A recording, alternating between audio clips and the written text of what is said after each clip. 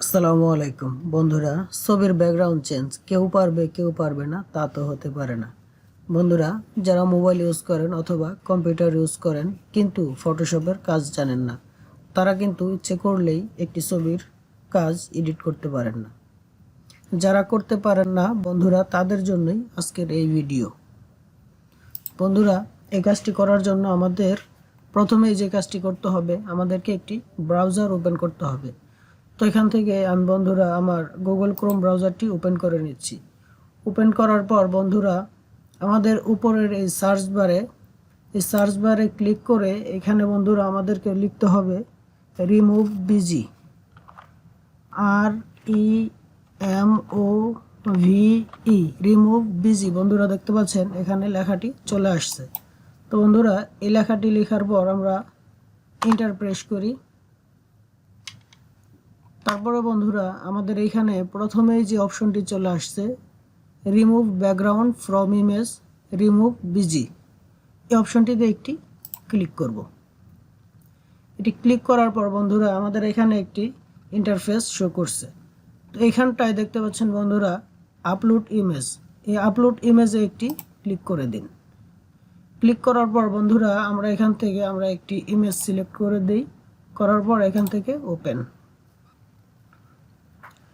এখন বন্ধুরা, আমার ছবিটি একটু লোডিং হচ্ছে। দেখতে পাচ্ছেন বন্ধুরা, আমার ছবিটি কিন্তু ব্যাকগ্রাউন্ড রিমুভ হয়ে গেছে। তো বন্ধুরা, এখানে রিমুভ হওয়ার পর আমরা এখানে চলে যাব এখান থেকে এডিট অপশনে। এই এডিট অপশনে একটি ক্লিক করে দিন।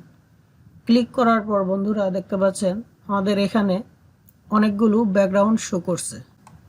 তো বন্ধুরা, এখান থেকে প্রথমেই দেখেন, আমি যদি এই ইমেজটির উপর একটি ক্লিক করি, তাহলে বন্ধুরা দেখতে পাচ্ছেন আমাদের এখানে একেবারে 100% নিখুঁতভাবে ব্যাকগ্রাউন্ডটি চেঞ্জ হয়ে গেছে এবং এই ব্যাকগ্রাউন্ডটি কিন্তু সেট হয়ে গেছে।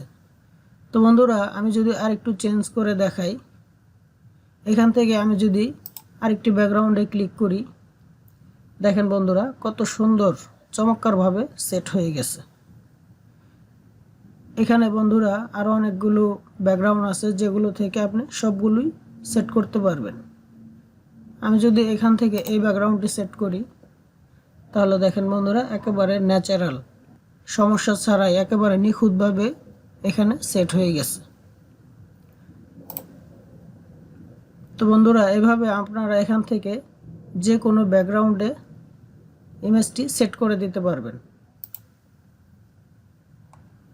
তারপর বন্ধুরা, এই কাজটি হওয়ার পর আপনারা যদি চান যে ডাউনলোড করবেন, তাহলে এখান থেকে এই ডাউনলোড অপশনে একটি ক্লিক করে দিলেই আপনার ইমেজটি ডাউনলোড হয়ে যাবে।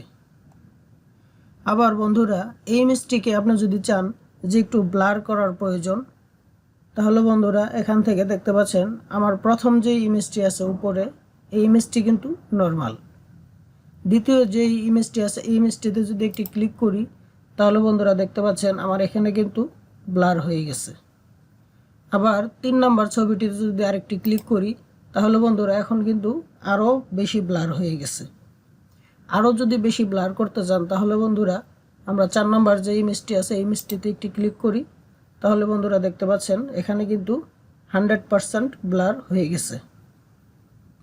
আবার যদি বন্ধুরা আপনারা এই ব্লারটিকে রাখতে না চান, তাহলে আবার প্রথম যে ইমেজটি আছে এটিতে একটি ক্লিক করলেই নর্মাল মোড হয়ে যাবে। এই গেল বন্ধুরা আমাদের ব্যাকগ্রাউন্ড চেঞ্জ। এখন আপনি যদি চান যে আপনার ইমেজটি যে কোনো একটি কালারে ব্যাকগ্রাউন্ড দিতে চান, তাহলে বন্ধুরা আমাদের এখান থেকে এই কালার যে অপশনটি আছে এই অপশনটিতে একটি ক্লিক করতে হবে।